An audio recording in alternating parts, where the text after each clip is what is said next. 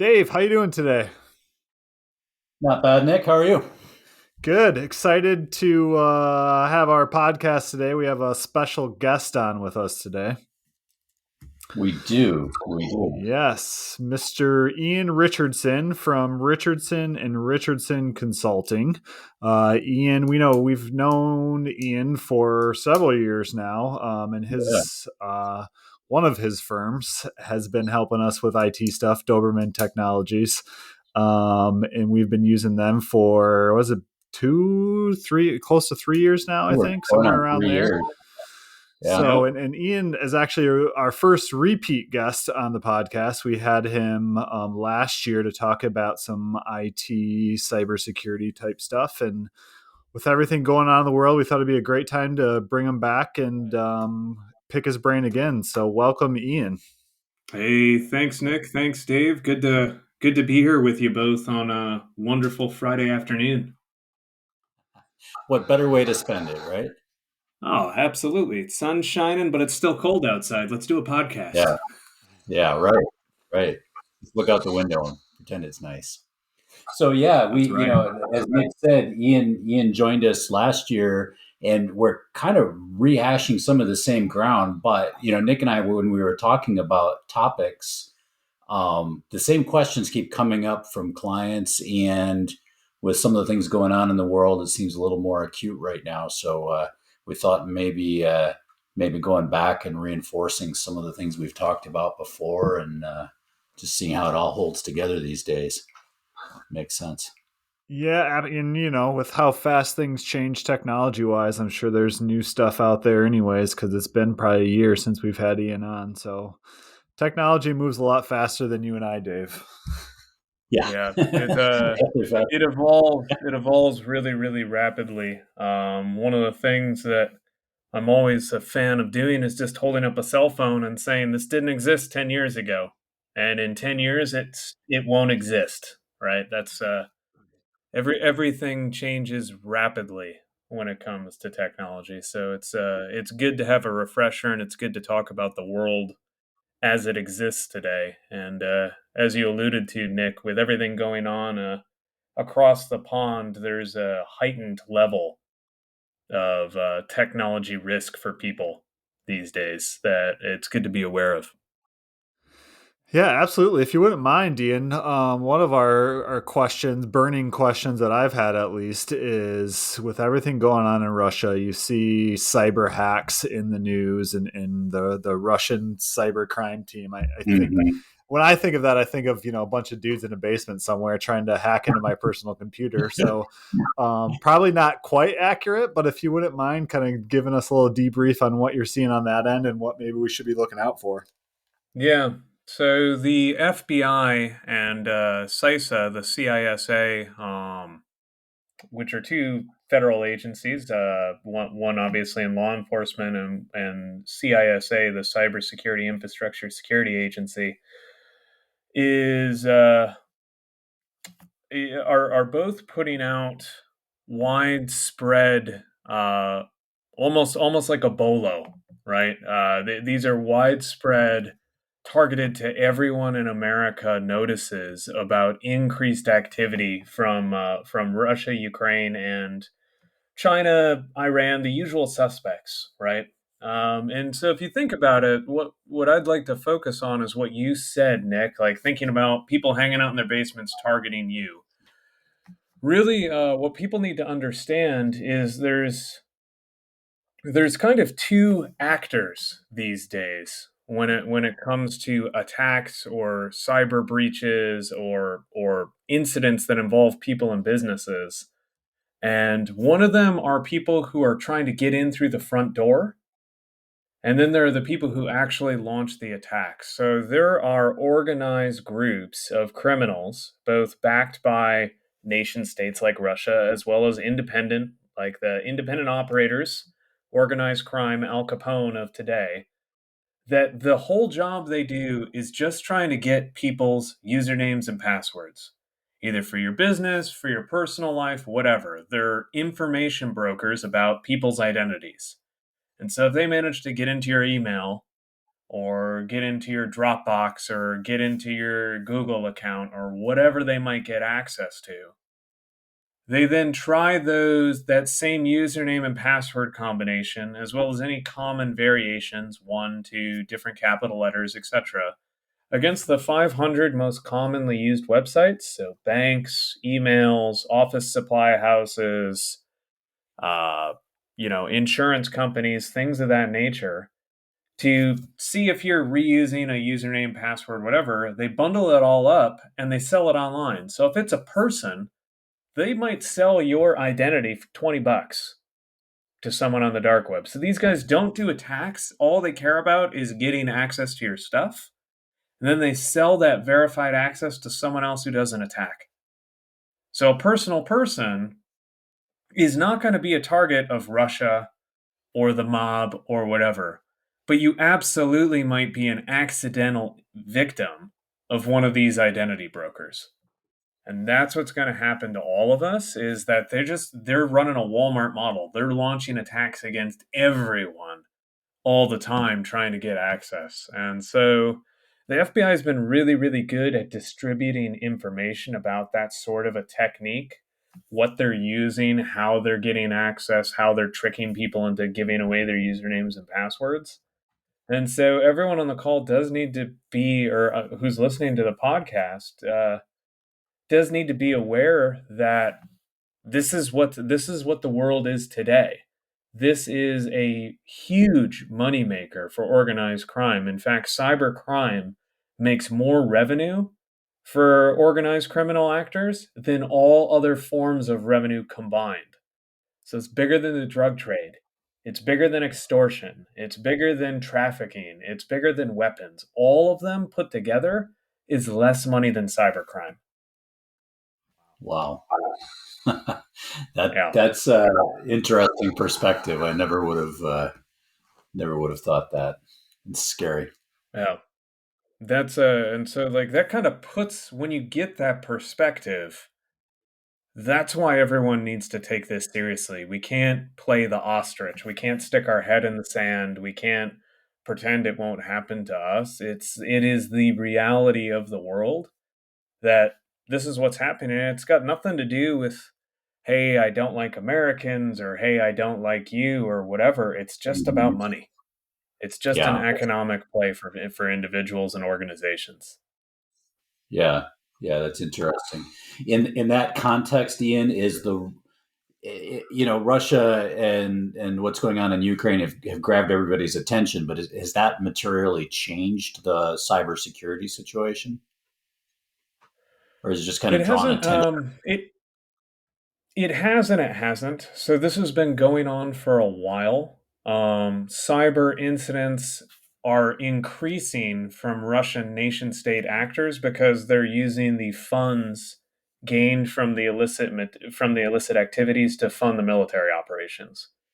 Interesting. So Russian backed actors will, and this is primarily against businesses, not necessarily individuals, but if they nab an individual, they go into the pot too.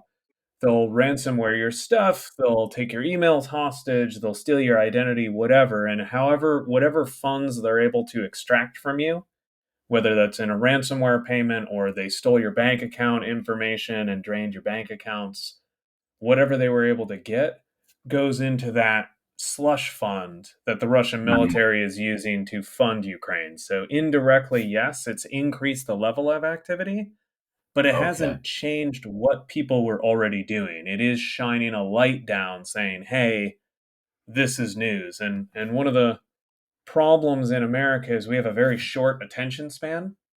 If You you don't think say. about, yeah, if you think about any sort of news activity or what's going on in the world, it's what's the story of the day, what's the crisis Right. of today, and the news Right. story of today will be old news tomorrow.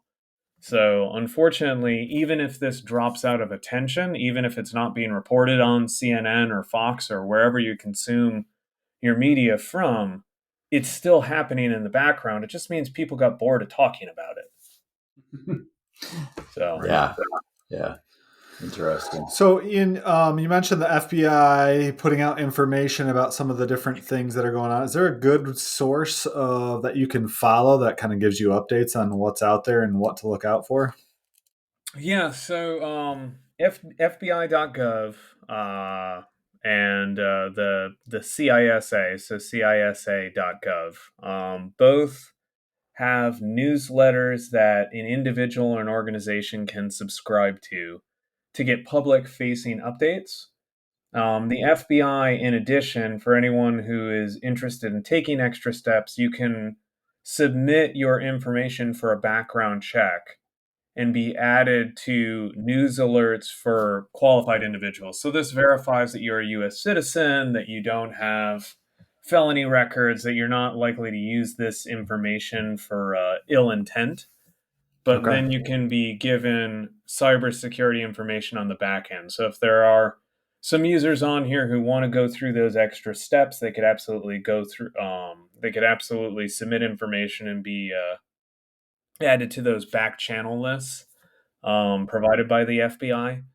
CISA has a lot of guidelines, both for individuals and organizations, that are published out.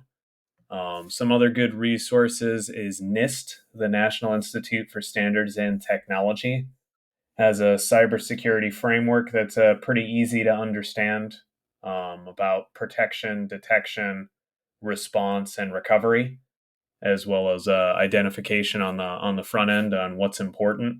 There's a lot of really, really good resources, and if anyone listening has specific questions or specific needs, reach out to Nick or Dave, and I'm more than happy to try to send you some resources to follow up on. That's great. Yeah, we'll definitely throw those in the show notes for people that want to take a look at those. And I know I subscribe to the Federal Trade Commission, which touches a little bit on Mhm. cybersecurity, but a lot more like phone scams and things like that too. Which are a whole different thing, right? So if Yeah. anyone claiming to be from any level of the U.S. government or even state and to somewhat local governments is calling you on the phone, it's not the government Yeah. agency. They use The the United IRS States will Postal Service, never or they show call up you. at your office. The IRS will never call you. Social Security is not going to send you a text asking you to verify your Social Security number. It will not happen. Not legitimately. Correct. They're Yeah. always going to send you a letter and tell you how to contact them. Right. So, Right. Yeah, most of those places, if they want to talk with you, you'll know about it and you'll know it's oh yeah, them. you'll get that magical letter with the IRS letterhead on it, and your day will suddenly Yeah. be awesome. Oh yeah. Speaking from That's a experience. yeah. That's a subject for a whole nother podcast. IRS Yeah. peanuts. Um, but yeah, it's interesting. So a lot of the questions we've been fielding, or that we continually get from clients, kind of fall under the broad heading of what do I do to be safe? And Hmm. you covered a lot of those for us last spring when we talked, but I think all of that needs to be reinforced. How do I know that an email is safe? How do I deal with my passwords? What do I do about Yep. viruses? Um, I don't know how you want to, if we want to tackle those one at a time or as a group, or how you want to Yeah. think Why don't about it. I give a hit list? That'd be So great. if we think about what's safe in an email, is this email legitimate? Is this email is this email a valid email, or someone trying to trick me, bamboozle me, pull the wool over my eyes? The biggest thing to think about is that there is never an email emergency. Yes. So the first thing is to just stop. Don't do anything until you've considered all the potentials. Email has created an immediacy in our society that works against us. And when someone's trying to trick you, fish you, steal your information, they're relying on that need for immediacy. So rewind the tape back to 20 years ago when we didn't have cell phones, we didn't have text messages, and we didn't have email. If you go back that 20 years, you go, oh, yeah, like people would pick up the phone and call, or they send a letter, and it was okay that things would take 4 to 8 hours to get back Right. to, right? Like they'd fax or something, right? It wasn't immediate at all. If it was really, really important, they'd come by my office. Yeah. Go Yeah. back to that sort of a mindset when it comes to anything in an email saying urgent, important, immediate, you have to take action right now. If it sounds like a sales pitch, it's a sales pitch. So stop first and consider intent second. And by intent, what is the email? What is the person trying to get you to do? If they're trying to get you to follow a link, if they're trying to get you to open an attachment, if they're trying to get you to enter information, if they're trying to get you to do something, is that something normal? Someone's asking me to go verify my password. That's not normal. They're asking me to verify my social security number. That's not normal. They're asking me to open this thing that I wasn't expecting. That's not normal. So if you got an email from me saying, Dave, open this email and look at this attachment, and you weren't expecting that, it's an abnormal email, instead of just doing it, it would be a stop and say, like, okay, well, normally Ian would let me know that he's going to send me something. I would have spoken to Ian. I wouldn't just get something out of the blue from him saying, hey, here's this thing. We would instead have a conversation around that. And that's kind of a good trigger point to reach out. If you know the person, reach out to them. If you don't know the person, delete the email. There's Yes. other things you can do. You can expand what's called the header, the to field, and look at the email address. It might say from Ian Richardson, but then it's from Ian Richardson at Doberman at russiadomain.ru or whatever, which can Mhm. trigger some things. But really, if you think about the intent of an email, that's the big thing to think about. It's never safe to email anything sensitive. So, identifiable information, your social security number, passwords, credit card numbers, stuff like that. Do not put that in an email unless that email is encrypted. Yeah. If you don't know if the email is encrypted, it's not encrypted. That's the way to. Yeah. If you don't know if your email is encrypted, then it's not, right? It's You'll not. know when it's encrypted. You're gonna have to log in. You're gonna have to do something specific. So chances are, if it's not something you would want to leave on a coffee shop table, you shouldn't put it in an email. That's a good Yes. rule of thumb. Yes. Yes. Um, A yeah, client who was in passwords. that field likened it to putting it on a postcard. Anything you put in an email, it'd Absolutely. be like writing it on the back of a postcard and dropping it in the mail. Absolutely. You have no idea who's going to handle that email as it goes from me to you. When you send something across the internet, it's the internet. So once it leaves the safety of your desktop or laptop computer, it's out there in the wild, and people who have the know-how and desire can absolutely intercept emails. They can intercept communication. They can intercept web traffic. There's a very well defined methodologies to fake and intercept information and decode that information and be able to use that against each other. If you're at a McDonald's or a Panera or a whatever, a hotel public Wi-Fi, user beware on whatever you do on that. It's much safer these days to use your cell phone and keep your cell phone around and use your hotspot for needs, or just use your cell phone data, because that is a private connection versus using publicly accessible wireless. If you're on public Wi-Fi, the only thing I would ever do is like read the news and stream some Netflix. That's all I would ever use on it. I wouldn't necessarily be doing any sort of business or financial information on that. Yeah. Yeah. Um, Passwords are an interesting bear. Passwords are kind of going the way of the typewriter these days. So, do you want to use a password for everything? Yes. Should it be a good, secure password? Absolutely. I'm a big fan of the passphrase. So, think about a sentence versus a word. So try to, favorite quotes from scripture, a poem, something like that. It's way better to use a passphrase, so think like 20 plus characters versus a word that you can Line from remember. Always use a unique one per website, per system. Look into password managers if you want help with managing those passwords for you. Much more important than a password these days is two-factor or multi-factor. Two-factor is when that website, that application, that system, it'll text your cell phone, it'll send a push to an app, Google Authenticator, Microsoft Authenticator, Duo, something of that nature. It'll buzz your phone saying, "Hey, are you trying to log into this system?" Some sort of extra step before you're able to log in. So you used your username, you used your password, and then you had to enter a PIN code or something like that. That multi-factor authentication is as close to a silver bullet as we have these days. There is no magic pill.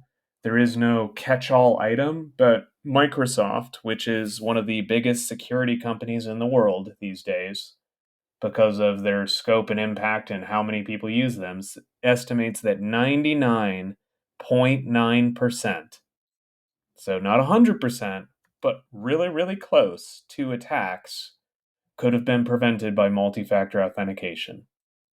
that's 99.9% of successful attacks would have been prevented. that's an impressive So, statistic. yeah, it's not universal, but it's close enough for jazz. So get that two-factor authentication turned on. One thing around it, like a lot of systems will text your phone or call your phone or whatever, and that's okay. But that method is not as secure as using an application. So again, an authenticator like Google or Microsoft are free ones that people can use, or maybe you might have one that's provided by your work. Um, Dave and Nick are very familiar with Duo. That's a really great application. Try to use the application ones, the ones that will generate a code or send a notification to your phone versus the text message one. The text message is better than nothing, but it's been proven that even the two-factor text messages aren't as secure as we all hope they would be. Yeah, I've heard that So, can be faked in an extremely yeah, sophisticated hackers can. it really can. So something's better than nothing. Something's better than nothing, but think about how many steps you can kind of put in between you and a hacker. You want to be the difficult house to break into. If you think about a burglar on a road, if your house is well lit and has a barking dog and has a fence and has an alarm system and really nice doors and maybe like those security storm doors over everything and some bars over the windows, and the guy next door is dimly lit with no fence and the front door is wide open, which one am I going to go steal from? You want it to be the guy down the road, not you. So you want to put as many barriers to entry. It's really the onion is the old the old adage of you got to peel back an onion, and you have to peel back as many layers as you can before you get to the core. That's kind of the way to view it these days. You want to have layers of security around you, your family, your important documents and systems. Good, good, So, very helpful. yeah. If you one thing that I get asked periodically is hey, I think something happened. I think I goofed, right? And that was an email that would always come to Ian, not through the Doberman service desk. Like that would be when my cell phone would ring, I would get a text message, my email would blow up. Someone would call me directly as like, "Hey Ian, do you have a second? I think I got a problem." And invariably, whenever someone did that phone call, I was like, "Okay, I know exactly where this is going." So what do you do if you've been hacked or you think you've been hacked? First, rewind the tape back. Like, what happened? Did you do an action, right? Did you click on the link in the email? Did you submit some information? Did you do something? Okay, take stock of what you did first. Then say, okay, well, if I did something and this wasn't legitimate, what did I just give away? Did I give away my email, username, and password?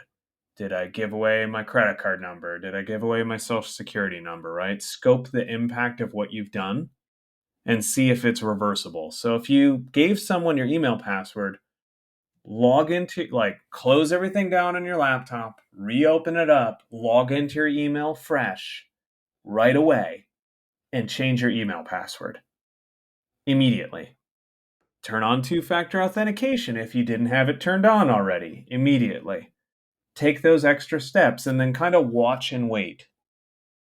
So if it was a password to a system, change the system, close your browsers down, open a new browser, change your password right away, and kind of watch that system like a hawk for a couple of weeks, not a couple of days, a couple of weeks.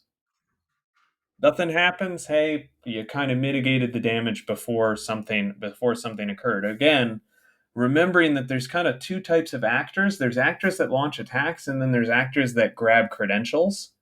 If you were hit by someone who's really sending out 10,000 of these emails every day, you might not be processed right away. So you've got a window where your credential was compromised before someone takes advantage of it. So if you accidentally goofed, but then you hop right on it and you changed your password within a minute or 2 minutes or 10 minutes, you might not have that big of damage. If it's something bigger like a credit card number or a bank account details or whatever, contact the institution that issues your credit card, freeze the credit card. If it's your bank account, you can call your bank and say, I think my account number has been compromised. I need you to hold all checks, hold all transactions, etc. Use your institutions. You can always open a new bank account. You can transfer your funds, everything like that. But reach out early and start that conversation early. We well, actually this week got a call from a client like that. Actually, a business who's where we have their retirement plan was worried that they had been compromised, and just us knowing that, hey, if you get a distribution request or anything for one of these accounts, just be extra vigilant and verify. Just us knowing that that's out there puts us on a little heightened level of awareness for that client. We're watching that exactly. stuff anyway, but the fact they called us was very helpful. Well, and so that's the next step, right? If it's an identifiable thing, so if it was more your social security number or personally identifiable information, you need to let your key partners in your world know. So you need to call Nick and Dave and Jeff and say, hey, this happened. My social security might be out. Something has occurred. You need to reach out to the 3 credit reporting bureaus and put freezes on your credit that stops anyone from being able to open a credit card or take out a loan or do something in your name without extra verification steps.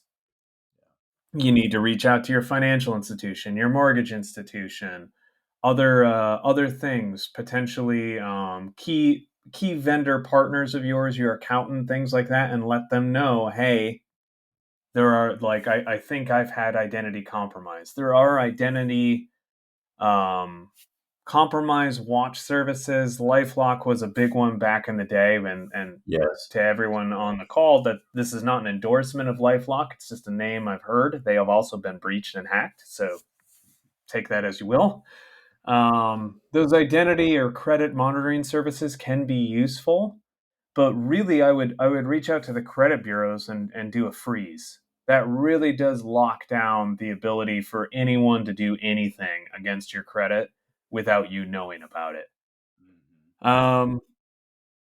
Unfortunately, if you've had your personally identifiable information out there, that's it. It's out there. You just have to be vigilant. And I don't know if this is helpful or harmful to the listeners, so your mileage may vary. Take it with some salt. Everyone who's listening to this, your information's already out there anyways. Between the Experian hacks and Target and Home Depot and all of that, everybody's information's out there anywho. So just be vigilant on that. Take extra steps. You really can prevent a lot of damage personally by putting freezes on your credit anyways as a proactive measure, there's rarely a credit card opening emergency or car loan emergency or home refinancing emergency. If you're willing to say, hey, instead of having something done right now today, I'm willing to have it take 2 or 3 days, you can minimize a large amount of risk in your world. That's a good point. So, Yeah. yeah. Just be vigilant. Think about the scope of what you've done. Think about what you've given away or what access you might have presented to someone, and then take response steps. Don't just sit there like a stick in the road. Get up and do something about it. Yeah, I think Yep. that's a great point, Ian. Everybody's information is out there, and everybody needs to be vigilant in doing this stuff because you just never know when it's gonna circle around. But you should know that it will at some point. So be ready for that. 100%. 100%. So one of the questions that has come up from clients as well is technology moves so fast. We're getting new technology. What do we do with the old stuff? Yep. Can I throw that in the garbage can? Does something need to happen to that? Do I burn it Yeah. in the barrel out back? Yep. So let's talk about data security and let's talk about the environment.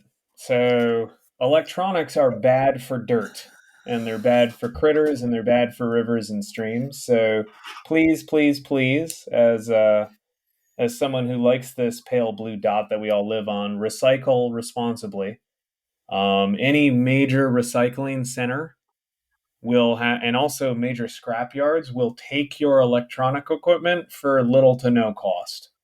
So, especially computers, phones, etc., they will take that equipment and recycle it responsibly. They'll break it down and reuse those materials instead of having it go into a landfill and leach into groundwater and stuff like that.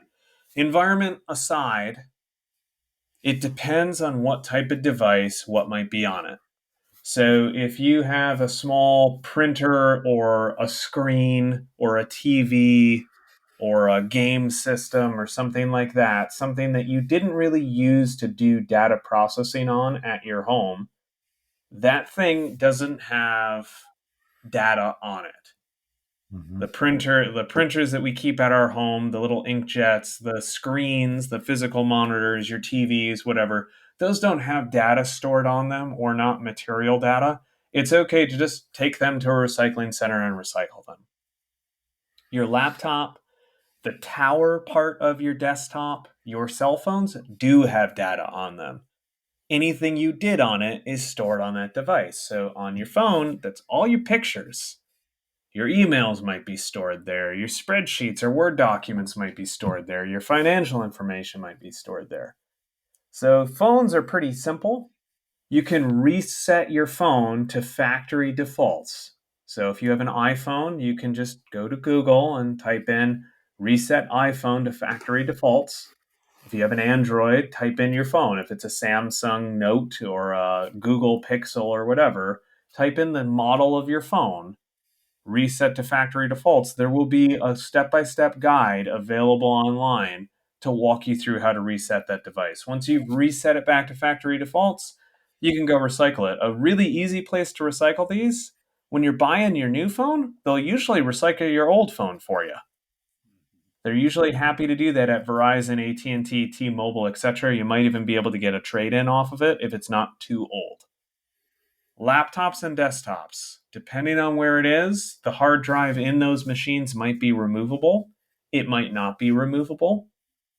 Chances are, if it's a tablet like an iPad or a Surface or whatever, if your laptop's really, really, really thin, it probably doesn't have a removable hard disk. And you either need to wipe the machine yourself or get someone to wipe it for you. If you're not familiar with how to wipe a machine to securely delete data on the machine, then, you know, nieces, nephews, sons, daughters, grandkids are a good place to start. Local repair shops, a thing like a Best Buy or a Staples, Office Depot, etc., could do this for you. Someone who focuses on residential support can wipe your system for you.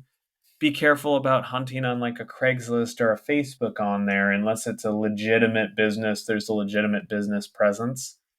I would usually look for someone with a storefront if you're doing an independent. There are a lot of really good independent guys who focus on residential support, but look for one with a storefront, not for someone who's working out of their car.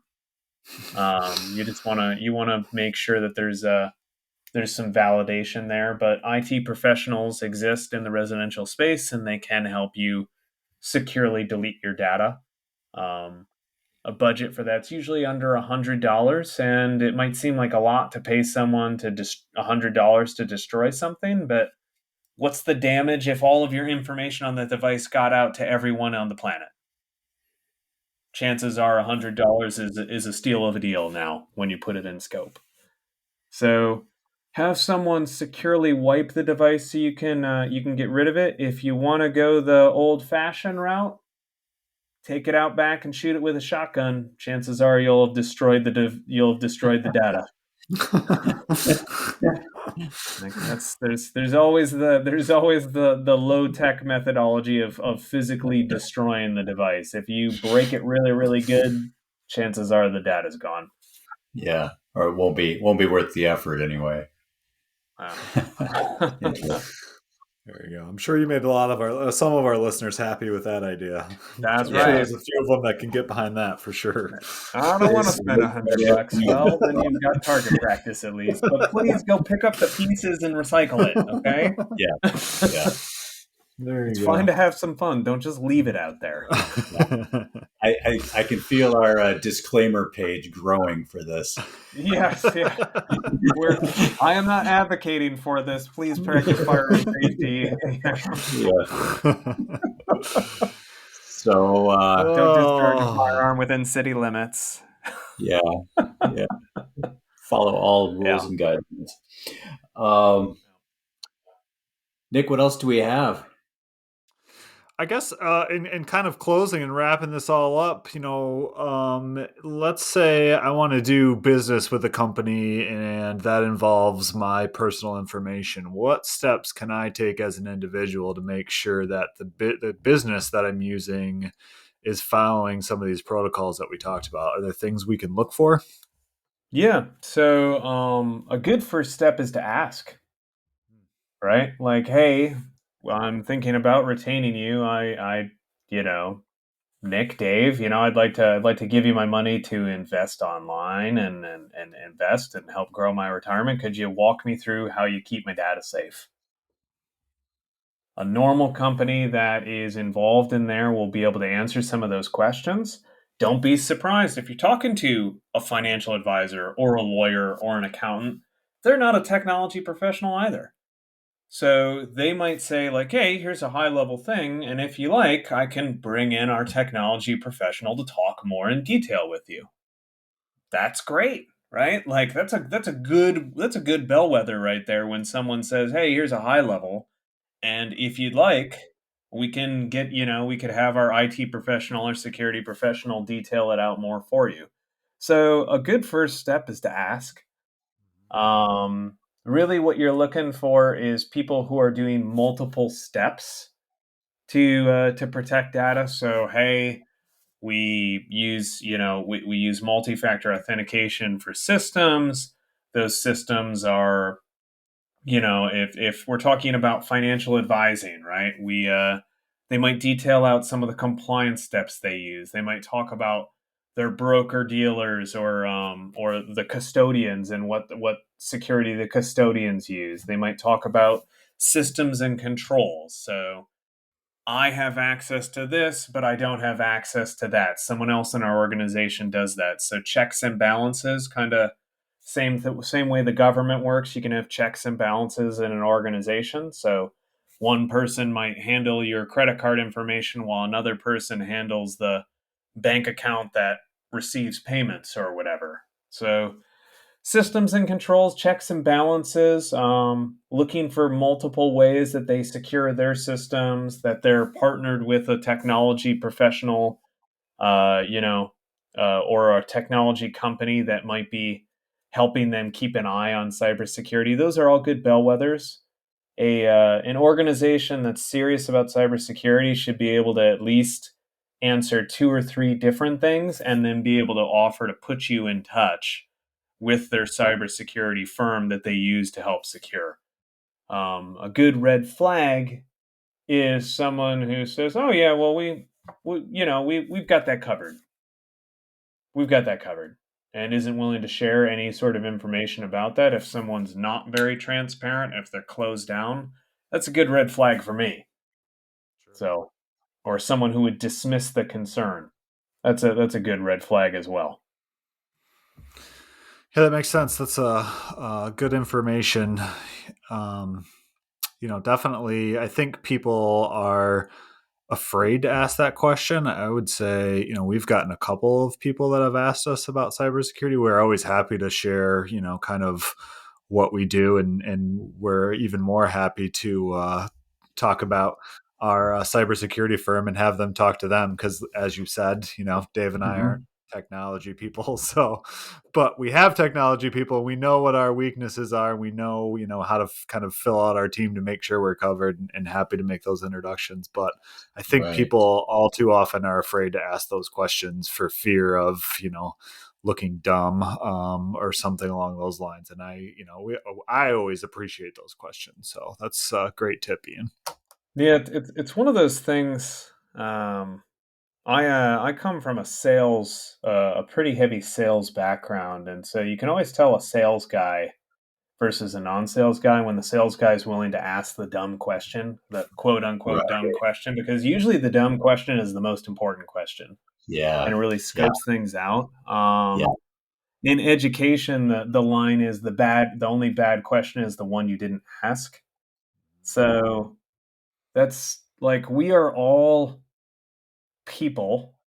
We all have things we care about. We all have people we care about. We all are out there making money, trying to scrape together a little piece of heaven for ourselves while we're out there doing this. Everybody can relate to, hey, like this is important to me. This is my financial future. This is my family. This is my legacy. I want to make sure it's protected. Nobody that I could imagine partnering with is going to be annoyed or upset or unwilling to say, well, let's talk about that. Let's talk about how we keep you safe. That's a fundamental piece of any sort of business relationship is how am I going to keep you safe? How am I going to make sure that the outcome you're hiring me for occurs? Someone should be able to articulate that for you. And if they're not willing to, that's a pretty big indicator that at least for Ian Richardson personally, I'm running to the door. Yeah. Yeah.